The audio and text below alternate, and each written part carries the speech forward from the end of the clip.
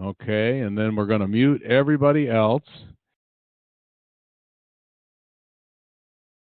So first of all, I definitely am impressed with all of the people who are on the call today from 15 states across the U.S.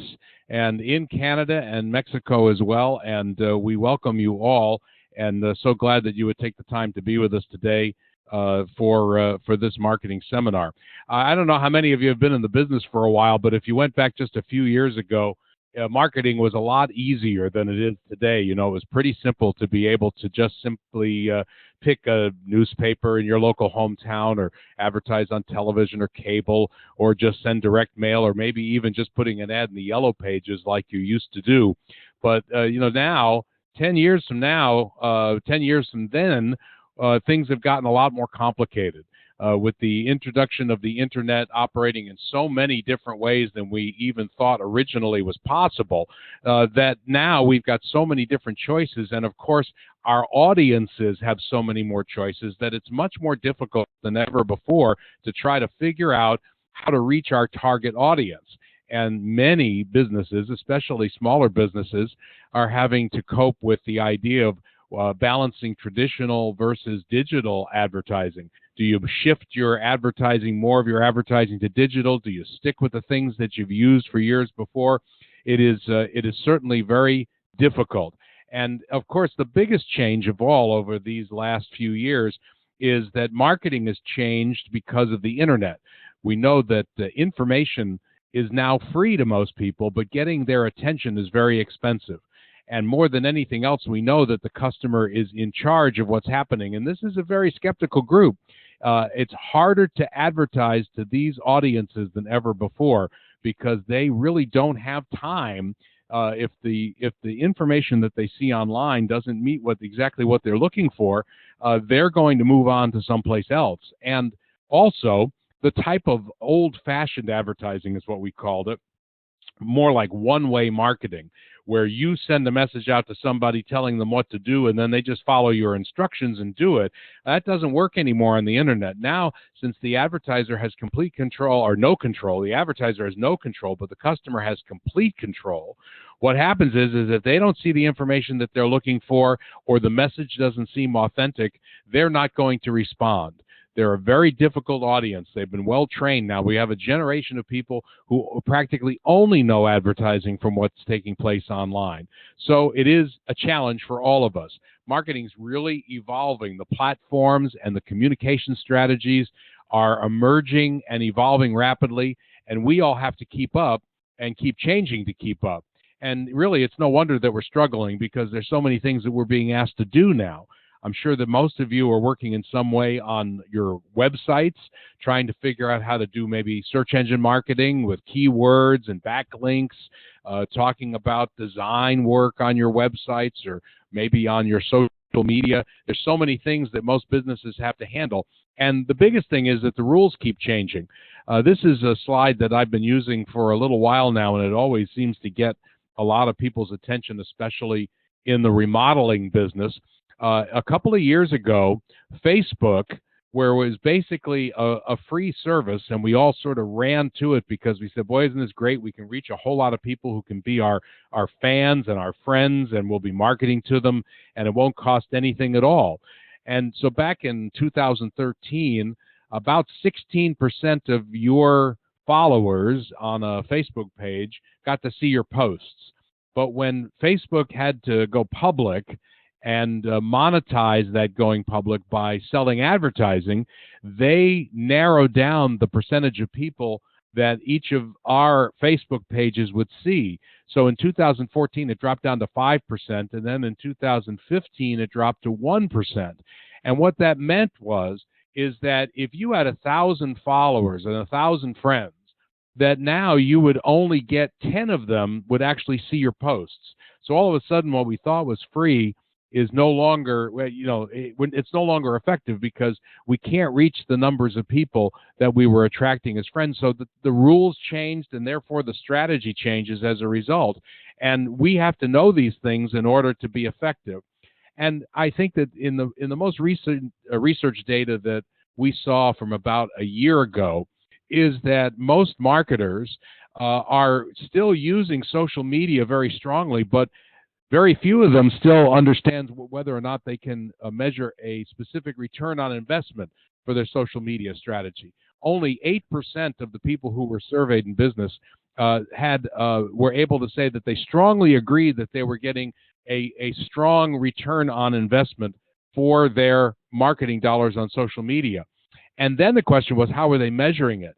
So more than 90% of all the people who were in this survey said that the primary benefit of social media was increased exposure. Well, isn't this is an oxymoron? Because maybe for some it's just being moronic, I don't know. But if you were looking at it and saying, I'm only getting 1% of my fans to see the posts that I put on social media, yet 9 out of 10 of these marketers say that increased exposure is the primary benefit, they've obviously gone off the rails, and they really don't understand what's happening. Only about half of all the people who were surveyed, by the way, said that they've improved sales through social media marketing. So it's a big challenge, and a lot of people are working hard to try to figure it out. I think that like in most cases, the 80-20 rule is at play in most things. That's the old Pareto principle that 80% of what happens is caused by 20% of the actions you take. And in this case, when we're talking about marketing, 80% of the people who we worked with over many, many years in this business and others spend about 80% of their time focused on what kind of media to buy. What advertising medium are they going to use? They start there, and then they allocate less than 20% of their time on the important stuff, like what is their message going to say? Where are they going to target by location? And what types of people are they going to target? So we've developed kind of a rule here at DataClique that we really need to reverse that trend. And instead of spending 80% of our time working on media, we now think that in fact, all of our advertisers and all of the people who we work with should spend 80% of their time focused on who their target audience is. Who are the people who are most likely to buy what we're selling? And then spend 9% of the time on where they're going to locate that message. Where is it going to be sent geographically? And then it becomes a lot easier, we feel, to be able to develop the message. And then finally, the last choice is, what media are you going to put it on? Because if you know who your target audience is, and you know where you're going to put that message geographically, and if you know exactly what you want to say to that target audience, then you really don't need very much time to select the media. The media becomes sort of self-spoken, because when you know who your group of people are, then it'll become more obvious what kind of media they're using. So this is an important concept that doesn't get taught very often, but we want you to really think strongly about if you're spending so much time trying to decide what media outlet you want to be on, we want you to spend more time thinking about what the target audience is that is for your business. Now, how would you go about doing that? Well, first of all, you got to admit you need help. I mean, we're all so confused at this particular point, and we're all falling behind because the changes are happening so rapidly, and we really don't know who to trust. So we all wind up making a lot of mistakes with our marketing. And so that means we have to take a different approach. How do you keep up? Well, in our 30-plus years of experience working with businesses, the most successful local companies base their marketing decisions on valid information that is customized and analyzed for their situation.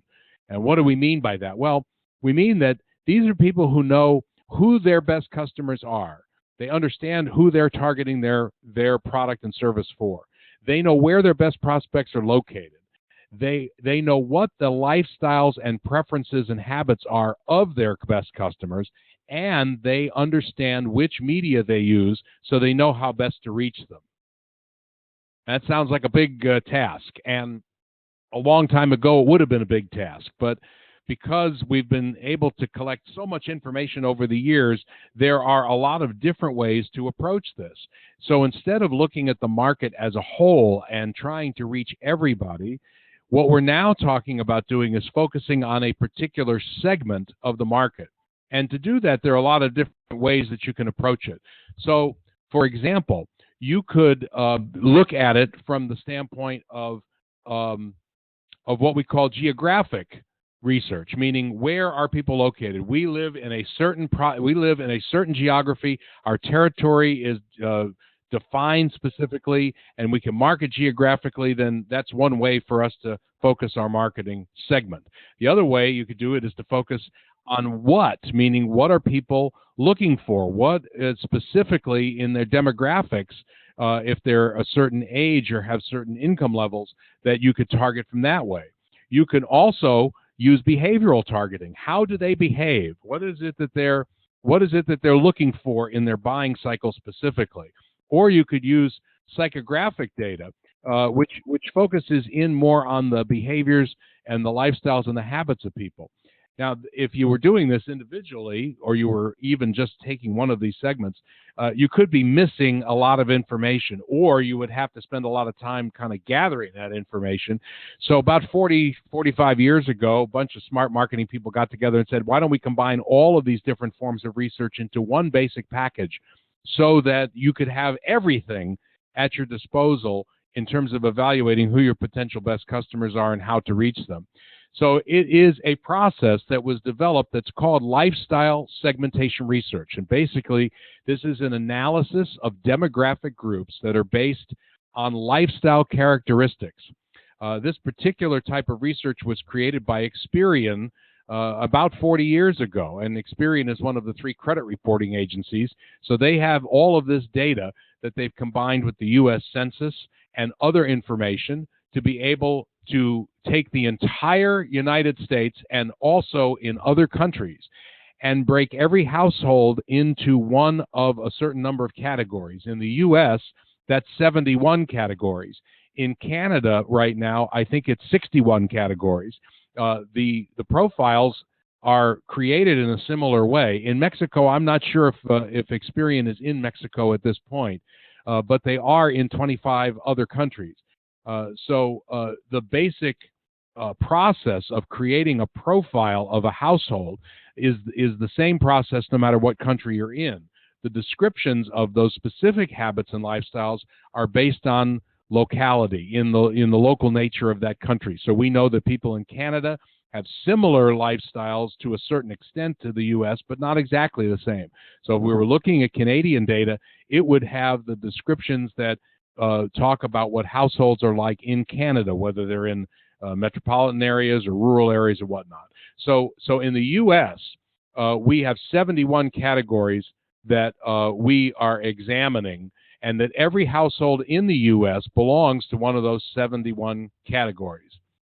My point, we're trying to allow Park Industries to join the call, and my pointer is a little, my arrow got stuck. I'm trying to find it on the screen. Where did it go? Oh, here it is. It went over here. I've got 2 screens going. We have to allow Park Industries to be involved in the call here. So, what's the best information source to find all the information out? It starts with your own customer database.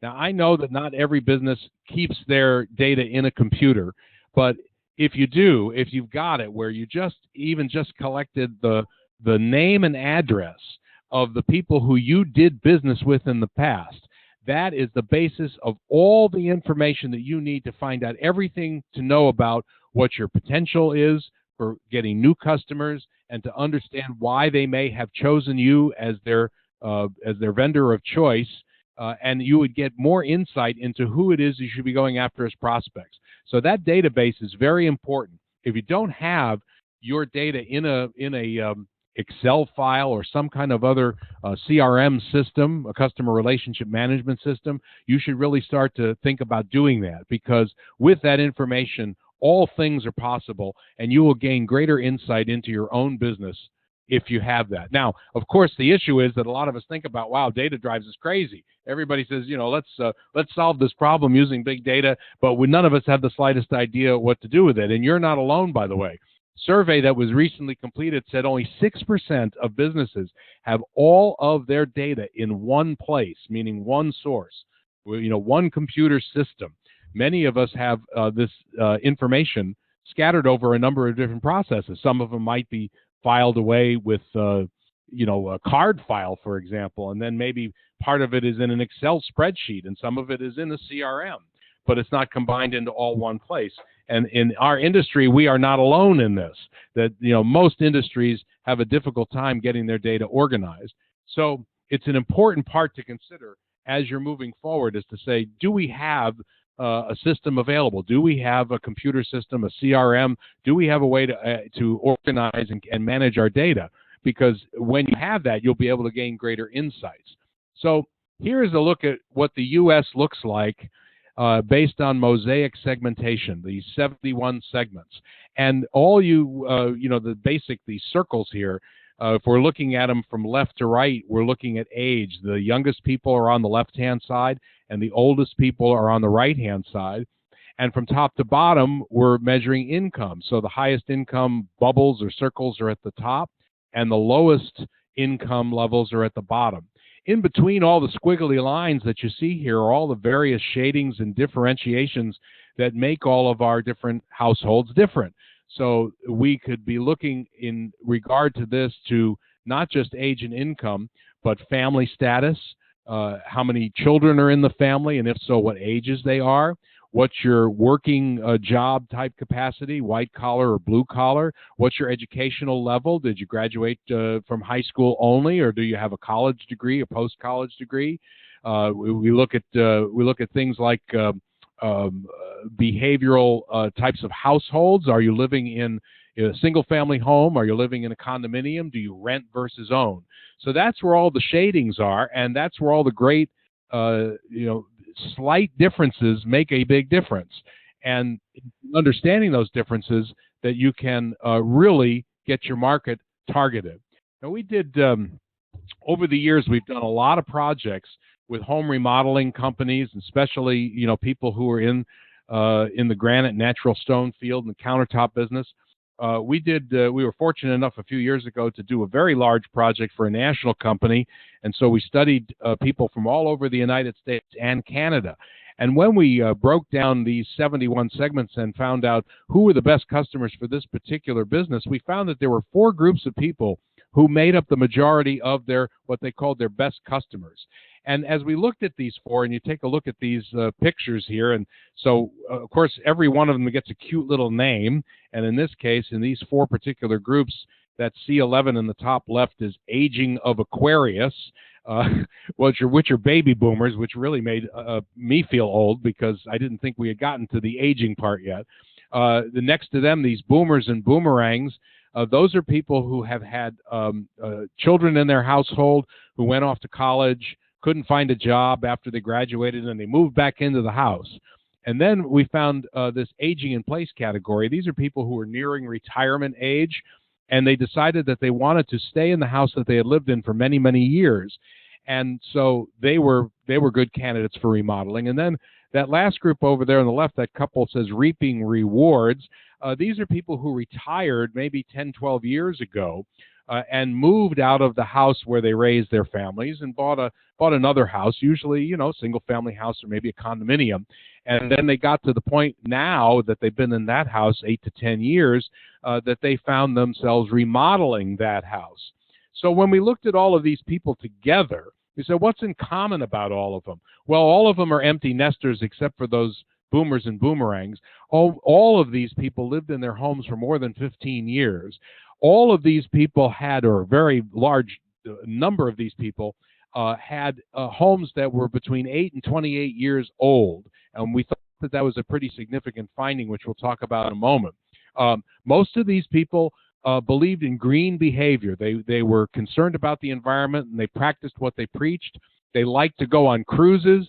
They were very email receptive. They're well-educated people. And most of these people, since they were at baby boomer age or above, were still traditional media consumers, particularly of the newspaper. So what we thought about doing here was just to show a little bit of what this might look like if this was your business. So we took these same 4 categories, which were the profile for this particular remodeling company, and we applied it to our friends who are on the call with us today from South Carolina. We've got some folks from Greenville there, and so I took the liberty of saying, of plotting with our system is to say, well, how many of these people, these four groups, are in the Greenville market, and where might they be located? So here we draw a map, and in this particular case, the radius circles around Greenville. The first radius is 15 miles out from the center of town, and the second ring is 25 miles out.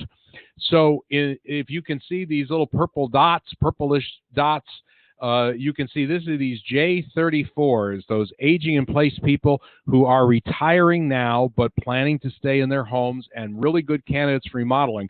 You can see that there are quite a few of them, especially if you're going along the I-85 corridor towards Spartanburg and a little bit of north of downtown Greenberg. You can see that, or Greenville rather, that these people, these are their locations, and you can see them. And you can actually, we can have the names and addresses of every one of these people so that if they were going to market to them, you would know by name and address. And so for a lot of you who know your own community so well, you probably know these neighborhoods and these areas very well. And you would find a correlation between the descriptions that we've given and the actual type of customers who are in your market. Now, the next group, that boomers and boomerangs, you can see there are about 2,300 households there, and they're scattered around the same similar neighborhoods as the J34s, but I'm sure that if we drilled down deeper, you would find the differences. Now we get down to those Q62s. We talked about the older retirees, a bunch of them closer to downtown, and then a cluster of them down a little bit to the southwest. And then finally, those golf carts and gourmets, which were kind of high-income baby boomers, empty nesters, not very many of them in the Greenville market, only 221. So when we added it all up, we saw in these four different mosaic groups the number of households that were in each of those radiuses, and the percentage of penetration by group. You know, those four, we analyzed those four. You can analyze more groups as well. So it turned out that there were 4,857 households in that inner ring in the 15-mile radius and 6,800 in the outer ring. So it's a lot of detail. But if you want to get even more detailed, we can even drill all the way down into neighborhoods. This is a map that we did for another client. These little hexagons that are there are about 1.25 miles around, a quarter across in a radius. And so this allows us to develop what's called a heat map. And the darker the hexagons are, the higher concentration of people who match your profile are who live in those neighborhoods. So we plotted those blue dots were the customers for this particular client, and then we showed where the concentrations of additional people were, and those would be the ones who were in that lighter to pink to darker salmon color. As you look to the left side of the map, the colors go more into the green, and that means that there's only less than 50 people in those particular hexagons who have the same target households. You know, so there's low density there. If you were looking for saying where's the best place for me to target, I should target where the darker colored hexagons are, because I know that there are more people in those neighborhoods. And so if you're doing something like direct mail, this is a real good thing. So instead of marketing by zip code, where you use the post office every door direct mail, instead you can target by household, and you can go right in with name and address list of people who are in those hexagons. You can actually get the lists of people who live in those specific hexagons. And that way you're not wasting mail on people who are not fitting your target profile. So that's another way that we can actually zero in on our marketing, because we know who the types of people are who we're trying to reach, and now we know where to reach them. One interesting thing on top of this was we can actually plot your competitors. So what we did in Greenville, these are 7 companies. We got this information from Dun & Bradstreet. We actually have it in our database, and it actually tells us what the estimated sales volume is and how many employees there are. So I'm sure our folks in Greenville know all these people here who are on this list, and so we plotted them into where they're located. So if you combine that by looking at the earlier maps to see where the concentrations of the people are, if you're looking at this, I'll go back just a couple of slides real fast, and you can see that here are the concentrations of the area where prospects are located. And now we can see where are our competitors located. So you can either look at it as a way to take conquest business away from them because you know your best customers are close to where their territories are, or you can understand a little bit more about why you may not be doing so well in a particular market because there is a higher concentration of competition. So the next thing that we need to know in order to create our profile is what kind of messages will people respond to. And in our work with Experian, they've come up with 11 different profiles of messaging that people would respond to based on their personal behavioral characteristics. And this particular message called Buy American, you can see indexes very high for a number of the groups that we were just showing here. The C11s, Q62s are on there. And so they fit into this particular message profile, which is called Buy American, which really is focusing on things like quality and stability and security and protection.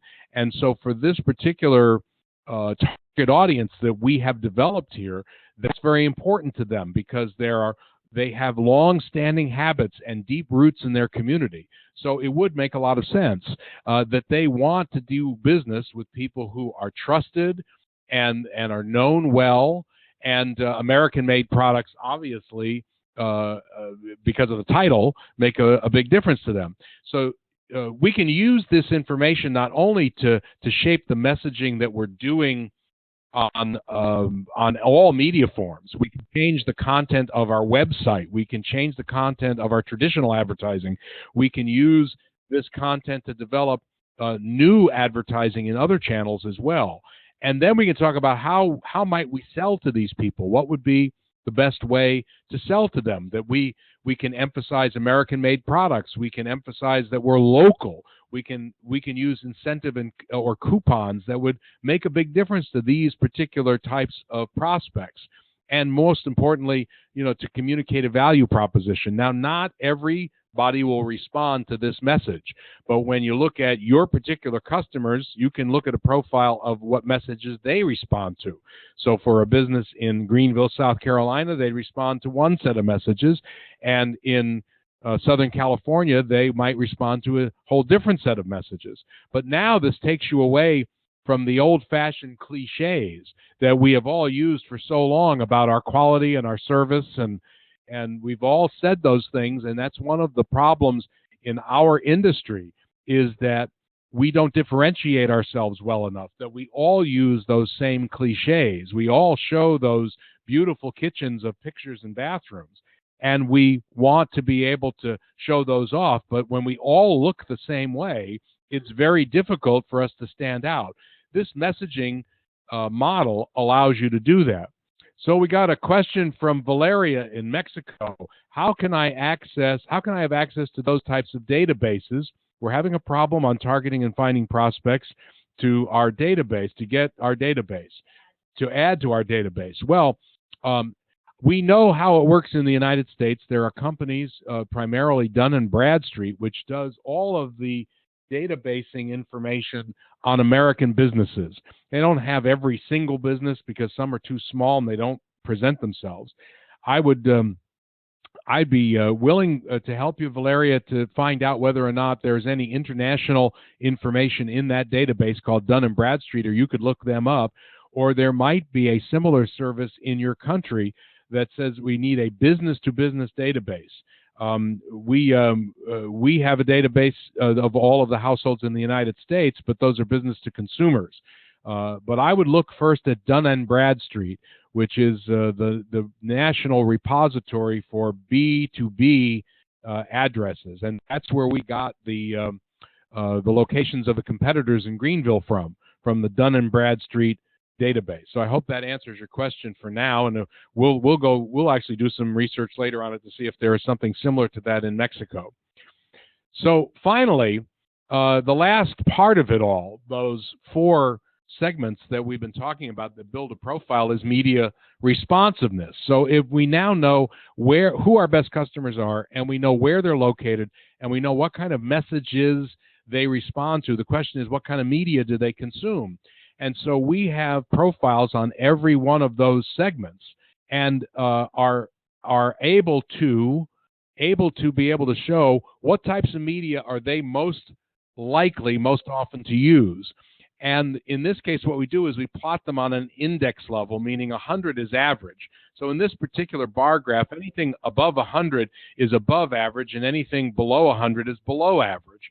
So in this particular analysis for this particular client, TV was the most responsive media of all of their particular choices. And email marketing and satellite radio and internet radio were all indexing above average, and even newspaper responsiveness and direct mail were above average. As you can see, if you were going to the left and looking at the shorter bars, social media performed just about average. Online display media was below average. Email responsiveness was below average. Online videos and terrestrial radio and mobile video ads did not do very well at all for this particular group. It would be different, obviously, in an analysis of your business as compared to this, but this is a good way for you to know, looking at the behavioral types of how people consume media in, for your particular customer group. Then you could see, okay, doesn't this make this real easy? I'm looking at this chart going, yeah, my customers and prospects are TV viewers. So I should, if I have the ability to do it, I should do TV. If I don't have the ability to buy that because it's expensive, well, email mobile advertising is ranked nearly as high and can be much less expensive.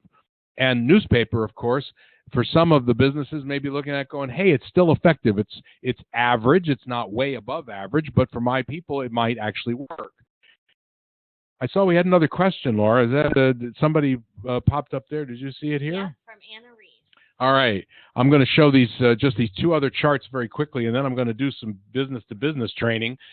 This is how we would look. We'd represent reporting on the same bar chart that you saw, but this way grouped by type of media. So this is type of digital media, whether it's mobile phone, email, social media, and online, and you can see which types of usages of digital media for this particular client are below average or high, and you can see the highs and lows, and then the same thing for traditional media. So it becomes really, really simple, and this is why we said that 80-20 rule was so very important. If you do all the work up front about who your best customers are, find out where your best prospects are located, and then understand a little bit about what messages they'll respond to, the information related to media will be the easiest choice you've ever made. Here's Anna from Greenville. I'm glad you wrote in. I hope you would. What if we're trying to break into a new client base? We've been serving homeowners for years and are trying to be a more B2B company, so our database from past customers isn't very useful. Yes, correct. So now let's go. I will show you a few things here, Anna, that I think will be helpful to you as we move forward, because we've gotten right to that part of the program. So let's say now that you really are not a business-to-consumer company, you're selling business-to-business products. And this is where we use a different type of list sourced from different types of organizations. The federal government has every business type categorized into what's two types of codes. One is called an NAICS code, and the other is called an SIC code. And these are standard units with lots of subcategories. So you can go and get these types of lists of types of companies that are within our industry. In this case, this particular NAICS code 327991 is the cut stone and stone product manufacturing category. And there are dozens of others that are within the stone category. So here you can go into this service yourself. Again, this can come through Dun & Bradstreet because they have all this information, but you can look up all the specific types of businesses right on the federal government website. You go to NAICS and you can hunt for all of these. So you can look for the description to see what fits your business best. Then you can look at a deeper classification, whether you can go down to 6, 7 digits, 8 digits. I think, David, didn't we say we could go as far as 10 digits? David's our data analyst. He's on the call, and I know he's on the phone here. Probably has it on mute, but if he wants to chime in, because he's been doing some research on this. But 10 or 12? You can talk into the phone, David. That's okay. Oh, you're on mute. Okay, never mind. So we're going to use the old-fashioned smoke signal method. So you can break down the type of business that is listed and it says this is a product or service that we provide. So you can see how detailed we got here. You're going all the way down to people who make onyx lamp bases and cut stone vases and slate products and blackboard manufacturing. These are all federally standardized listings that the business puts into its categories. It says these are the NICS codes, NAICS codes, or SIC codes that we qualify for because these are the products and services that we are offering. So in this way, it's the same thing we've talked about in the beginning, narrowing your target. Rather than saying I want to just target granite companies, which would give you quarries, it would give you manufacturers, it would give you distributors, all of those things. Now you could dig way down deep and get to the specific types of people who you want to reach by all of these specific numbers.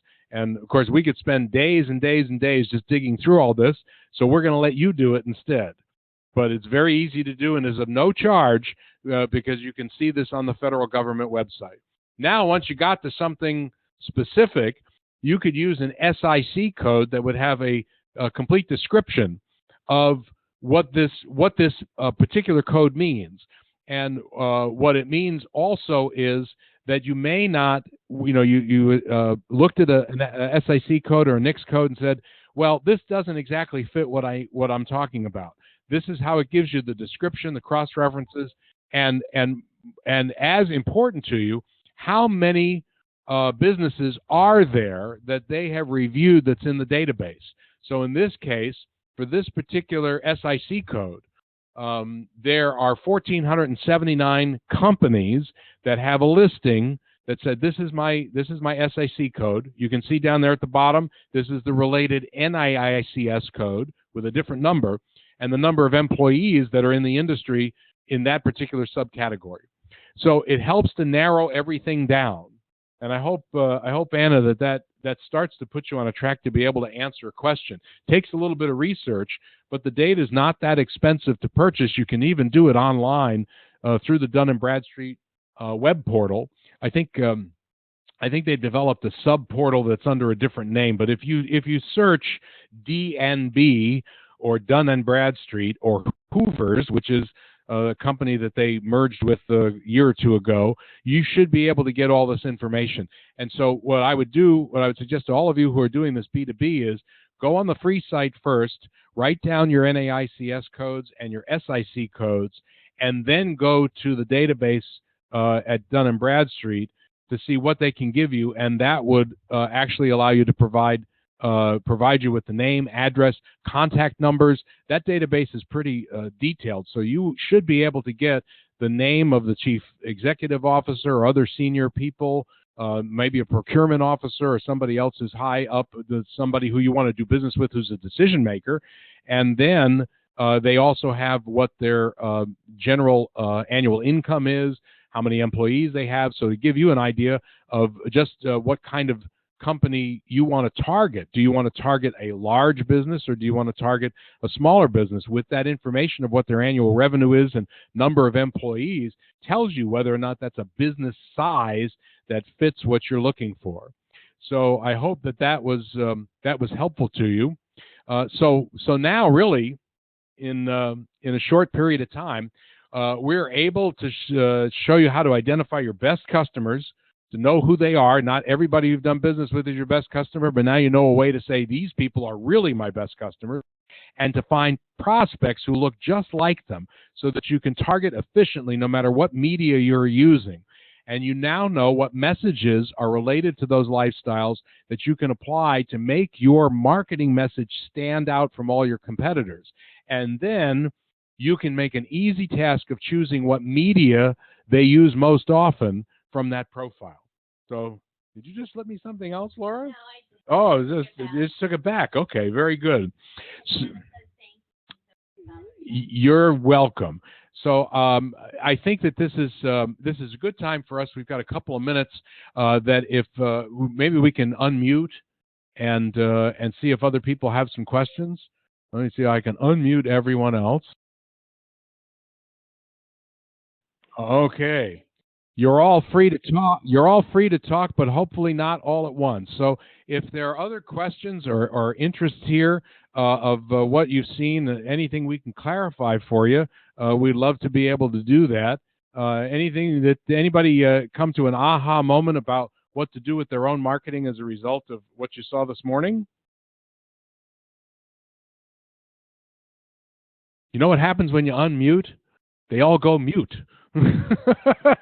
They self mute.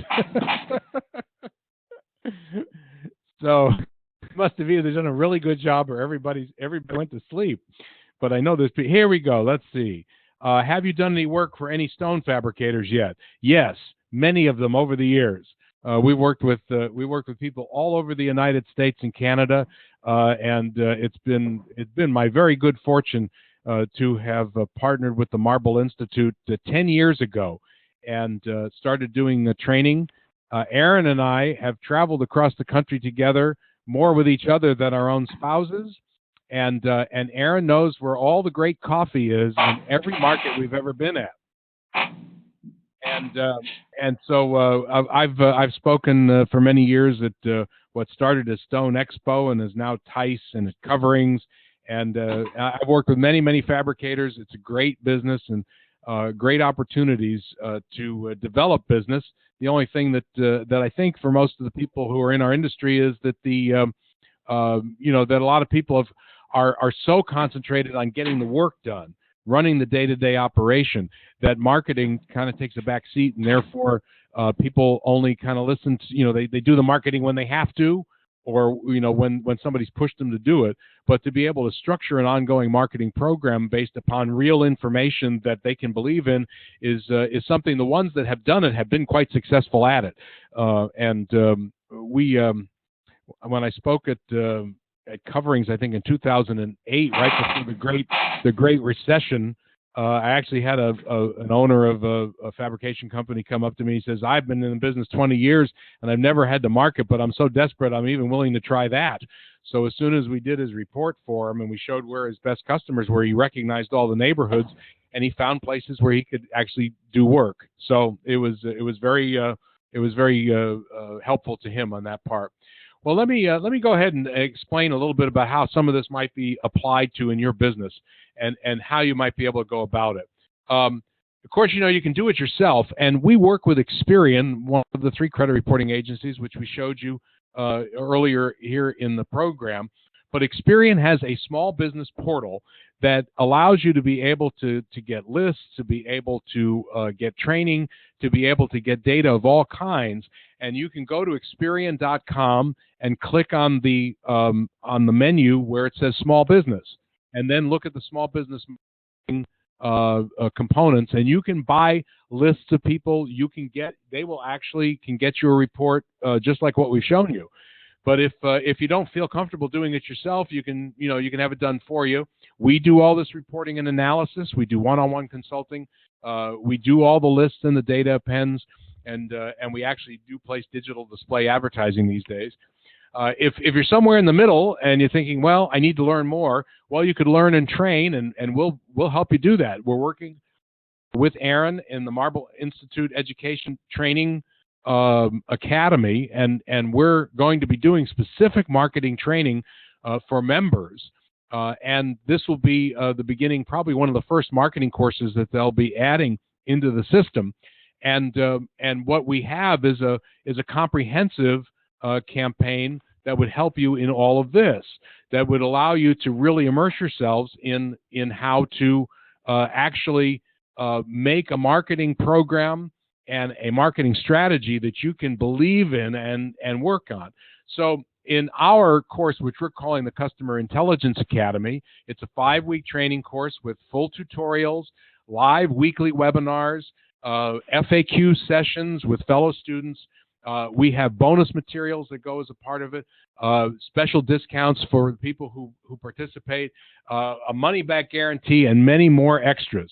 So all of that is included in our program. And And to complete your training, you'll be able to use your own data, create and execute your own marketing segmentation strategy, generate more effective targeted marketing campaigns, and improve your efficiency by targeting only the households or the businesses that fit your best customer profile. So just for some of those who will be curious about it, we do the program. It's $495, and I know that most of the training right now for MIA is at no charge, but this is a special program that we're doing and that Aaron and the Marble Institute people have allowed us to put together. We're going to give all the people who participated today, if you want to join, a $50 coupon so you can knock the price off a little bit. And all you got to do is go to dataclick.com/MIA and use the product code MIA50, and you will be able to get that reduced price of $445. And that will allow you to join. We are our first session is coming up on June the 23rd. Is that what we said? June the 23rd? No, it's earlier. I'm sorry. June the 12th is when we're going to start the training session. We do them as a group. So we usually have 10, 15 businesses on the call, and we work together because people can get to share their stories. In this case, it will only be a group of people who are part of the Marble Institute and who are in the same industry. So we're going to be able to share stories with each other. You will be able to work with each other. The people who have taken this class have found it very useful, been able to put it to work, and we're going to be very excited to help all of you to be able to do the same. So if you want to learn more, we're going to give you a link to the video of today's webinar. We'll send that to you in an email. You'll have more info on the CIA and additional resources and information, or you can go online later at dataclick.com/MIA, and you can download this whole program. So in case you wanted to take notes or review something else, you can do that. If you want to contact us, this is our contact information here, info@dataclick.com, or give us a call by telephone. We answer on all business hours. We want to thank you for joining us, and we want to show you that we practice what we preach at DataClick. My business partner, co-founder Chuck Dinsmore, we profiled him, and he's an E19. He's full pockets, empty nest, and I know from a fact that this picture fits him perfectly. He is a true barbecue expert, and he's going to be showing off his skills on Memorial Day for sure. And that's my profile there. We consider ourselves geeks, but we're harmless geeks. We really do dig into all of this data. The piles of information are really very important to us because we know in that data, that's how we help our customers get more customers for their own business. That's all of us celebrating at a local restaurant, and we hope that all of you have a great Memorial Day weekend. If you have any other questions, you can email us. We'll be happy to answer them offline. I saw some other questions that came up in the comments, and we're okay. I saw a few things. We'll be able to take care of all of those. But thanks very much for joining us. Aaron, can you put a capper on this? Is there anything else that you want to tell everybody before we we sign off? No, thank you, Marty, for doing this webinar presentation. It was great. We really enjoyed it, learning a lot about market segmentation. I know we had discussed some opportunities in the future, too, or different webinars. Everybody who's here, look forward to some more information. We have some new webinars on the way coming up soon. So thank you again, Marty, and your team at DataClick, and have a great day. Thanks, everybody. Enjoy the weekend.